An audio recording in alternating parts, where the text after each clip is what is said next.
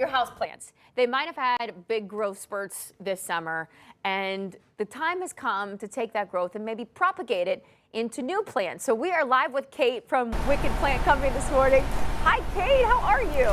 Hi, Natalie. I'm great. How are you? Thank you guys so much for coming back again. Oh, we love having you on. You have such a great upbeat personality, and you do some wonderful things. And propagating is a very interesting thing, but I think propagating the right way is essential here. So you're going to take us through the propagation, because a lot of us probably do have. I know I have a plant that it's growing out of control right now, and I'm like, how do I propagate it?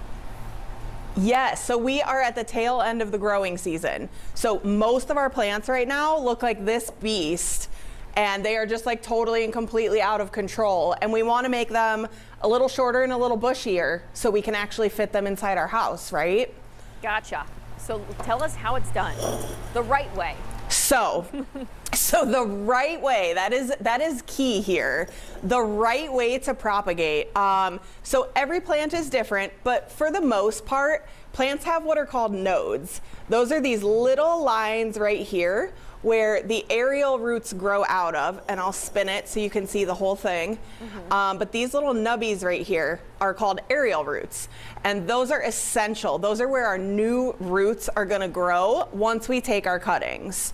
Okay. So we're gonna, while we're talking, we're gonna kind of transform this guy into a nice little starter plant here with our house blend soil.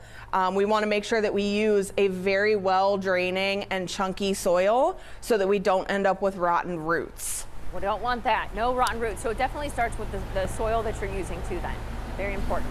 100%. Healthy soil is a very, very large component, and there are other ways to propagate as well. But for this one, I'm going to show you how to do it in soil.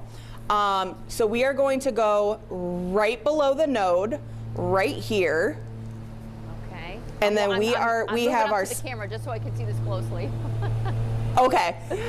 We have our sanitized snippers. We want to make sure that they're clean so that we're not transferring any fungus or bacteria or anything from a different plant. And we are going to take this top part, and this is actually a really cool type of philodendron, and it like bleeds. Do you see that? Wow.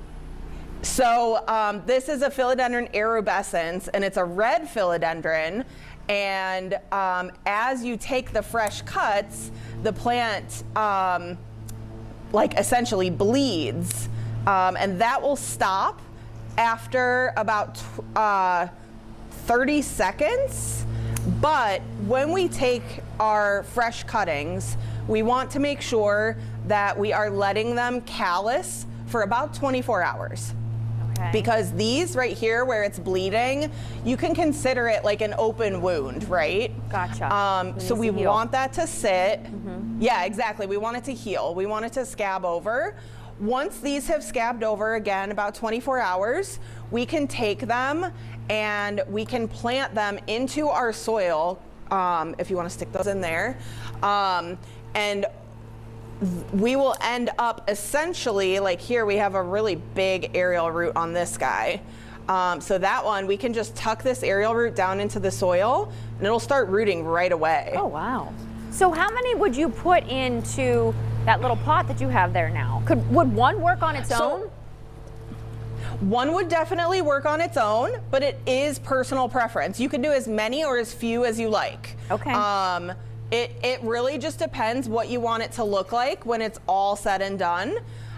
You can also start with a whole bunch in the same pot and then separate them as they start to root into their own individual pots.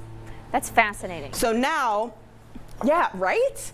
So then with this one, what will happen is this will actually get really bushy up here, and we could keep taking it all the way down if we wanted to, but wherever we stop cutting, that's where our new growth is going to spurt from. It's just so interesting. It's fascinating. So we just cut this plant in half. I love it. So you're right there in Lyndhurst, and so if you want to go to the Wicked Plant Company there, just head over there, and they will teach you these things. If you have questions about anything, you're so willing to just help people. I know we're going to chat with you during the next hour. What do you want to hit on during the next hour? So in the next hour, we're actually going to be doing a shop pet tour. So we have frogs, we have spiders, we have vampire crabs, we have our frogs are our main shop pets. We have Are they all living or are they fake? flower horn cichlid. Oh, are they real? Is Yeah. that what you said? Yeah. Yeah, oh yeah, they're very real. Oh, we have real spiders coming our way. Okay, I'm glad I'm here, not there. No, but I'm sure it's gonna be awesome. It's gonna be awesome. They're actually very friendly. They're very cute. Oh, I'm sure they are. But yeah, we'll take I'm you trusting through in all you. of those guys. All right, that sounds great. Well, I'll see you in the next hour. Thank you so much for having us in. That was really, really neat, though, to see firsthand. Thank you, I want to test it out at Natalie. home now. We'll see you soon.